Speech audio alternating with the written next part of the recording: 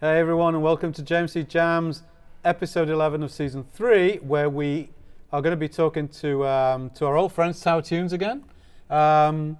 See what it is that's been going on since the last time that you guys were here. We have Simon and Vincent, and I do have to point out that this is probably take 16 because we did record an entire episode and the audio wasn't working, but now it is. So at least that's a good thing, right? The audio ostensibly is working this time. Yes. Ostensibly. Yes. Yeah. So thanks you guys for coming back on. Yeah. And Thanks for having for us. being so flexible as well.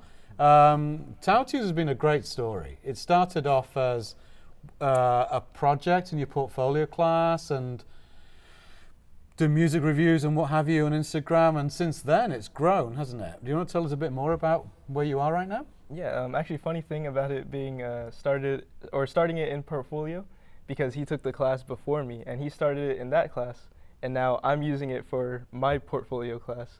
So it's kind of a come full circle. Yeah, it's really I guess a multi-generational project, if you can call it that.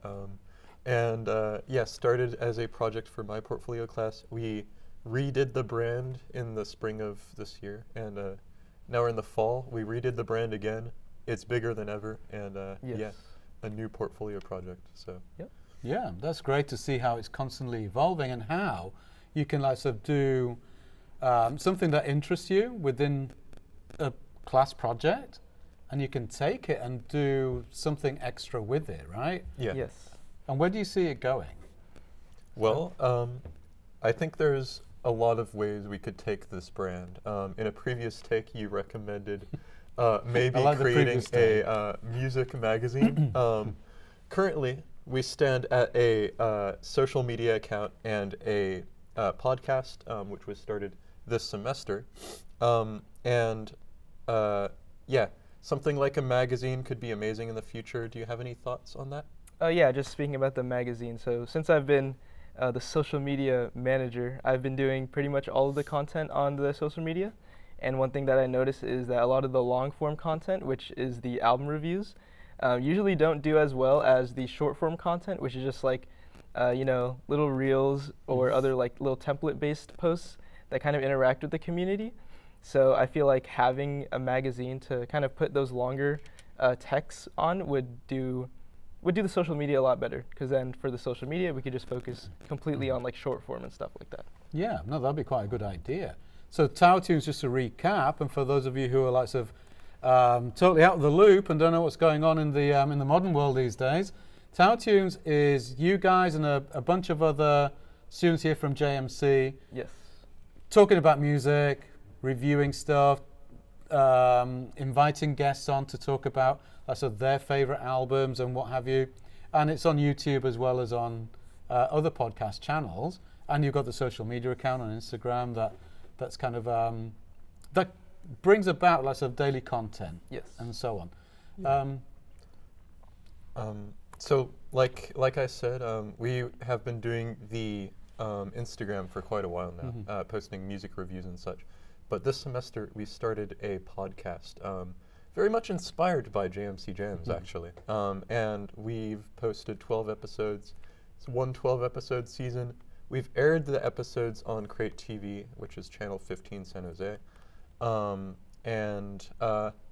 It's been amazing. We've had several amazing special guests, including John himself. On episode 11 of our podcast. I think it was the best one. I think it was. It was certainly one of the best ones. It's definitely up there. Yeah.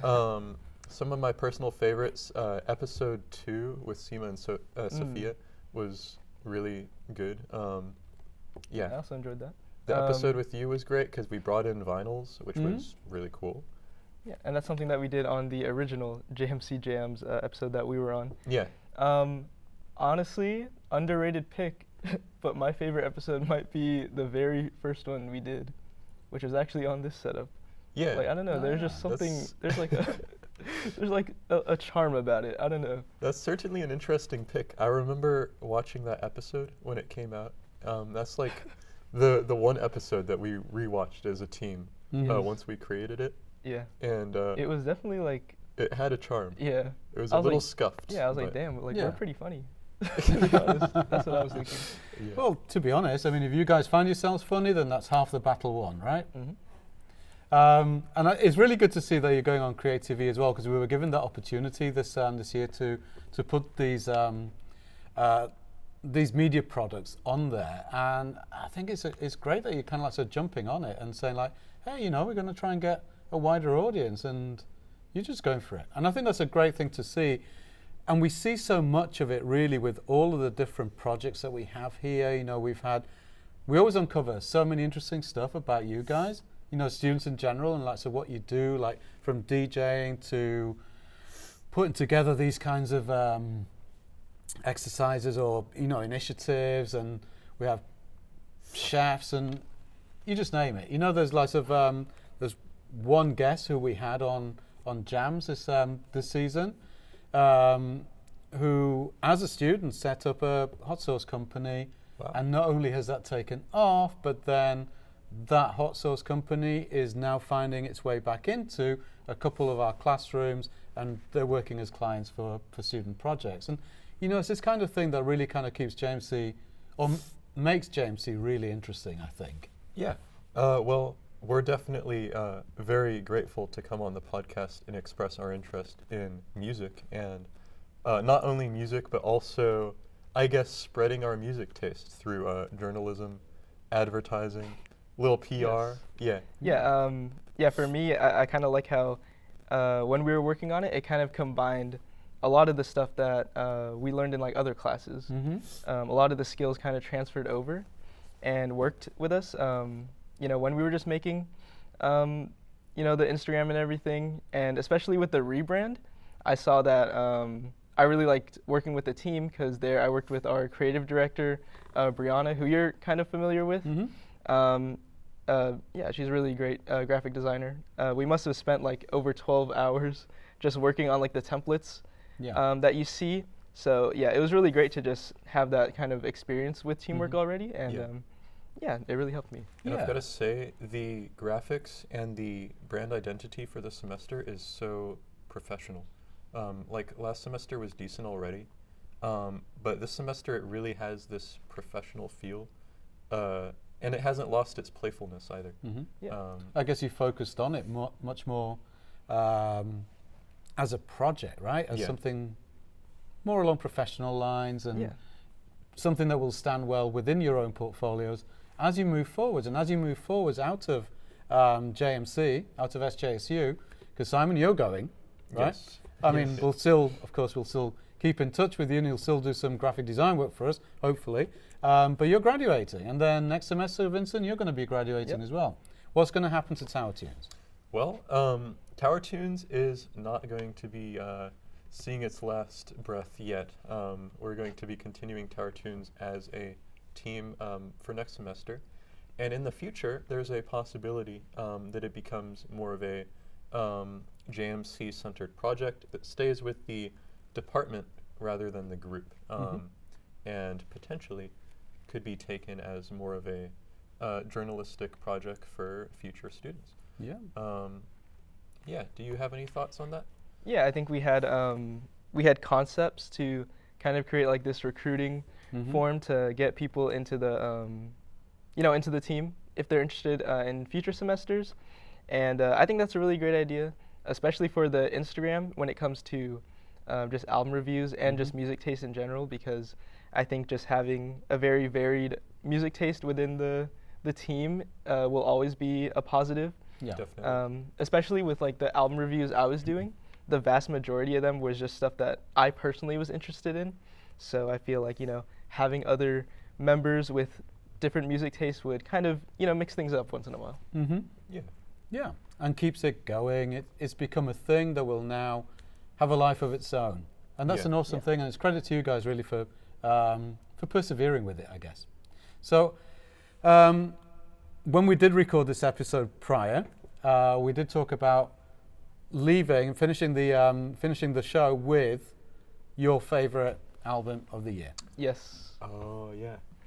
All right. So number one favorites. Are we doing number one favorites? Number one No. favorites. Wait, is it number Something one? from Or the should it top just five. be any? Okay, let's talk top five then. Okay. All right. So one from your top five. All right. So one for my top 5 is, let me talk about Madison Cunningham's Ace. It's an album that came out in October. It's a breakup album, really depressing, to be honest. Goes through a lot of different emotions, and resonated a lot with me at the time. But it's not just a depressing album, it's also uplifting at the same time, and really works through emotions in a way that not many albums do, which is really impressive. Just amazing songwriting, amazing instrumentation, and a really good album from Madison Cunningham. Not my favorite from her, but certainly still a beautiful album. How about you, Vincent? Yeah, I mean, this guy's been talking about Madison Cunningham for a long time, so that's not surprising. One of my favorites from this year, I mean, I mentioned it in the last take, but Pain to Power by Maruja. Another band from the windmill scene. This is their debut LP. I know Juan, our producer here, was really vibing with it after after the recording. He was. But yeah, it's a really like angry jazz rock album with some rap rock elements, kind of reminiscent of Rage Against the Machine. You know, very politically charged. So yeah, I really like it. I think everyone should go check it out. Yeah, you played a little bit the other day as we were walking out, and yeah, the Rage Against the Machine vibe really comes through on that. Yeah. So interestingly, when you guys had me on Tower Tunes and you asked me for my favorite lots of albums or whatever definitive albums, one of the ones that I brought out, which I was listening at like on repeat at the time, has come out as like my Apple Music whatever it is, the equivalent to Spotify. The replay. Yeah, the Oh, replay. the replay. Yeah, that one. Apple Music replay. It's on there as having been like sort of on repeat, basically. So, and that was the Cult Love, which is still one of my, is in my top 5, if not my top 3. But I have just rediscovered Echo and the Bunnymen Crocodile, which was their, I believe it was their first album from 1980, 1981. And I suggest that you guys have a listen to that. I just bought tickets for them in San Francisco in May next year. So, cool. All right. Yeah. Echo and the Bunnymen Crocodile? Crocodiles. Crocodile or crocodiles? Yeah. Okay, one of the two. And just speaking on the Cult album, I think like back when you mentioned it, I did listen to a little bit of it, and yeah, I thoroughly enjoyed it. I mean, I really liked like the gothic kind of sound, and you know, I'm always a fan of like very like full sounding music, so yeah, I think I'll definitely like go back and finish it. Yeah, I mean, for me personally, it's my favorite Cult album. Just the sound is so unique, you know. I mean, after when they get into like some more of a, not a classic rock vibe, you know, but it is more kind of, it feels a bit more kind of standard, I guess, and that's when they broke the US, you know. So the sound is still big and everything, but for me, Love is kind of, it's coming out of goth and it's like so becoming its own thing at that point. So. Yeah. Cool. Well, hey, you guys. It's been a pleasure as always. And looking forward to the next season of Tower Tunes. And we'll be back later on right in front of this screen to talk to one of our graduating students from the advertising program for the final episode of Season 3. So thank you so much for listening and watching and whatever. If you do, until next time, this is JMC Jams.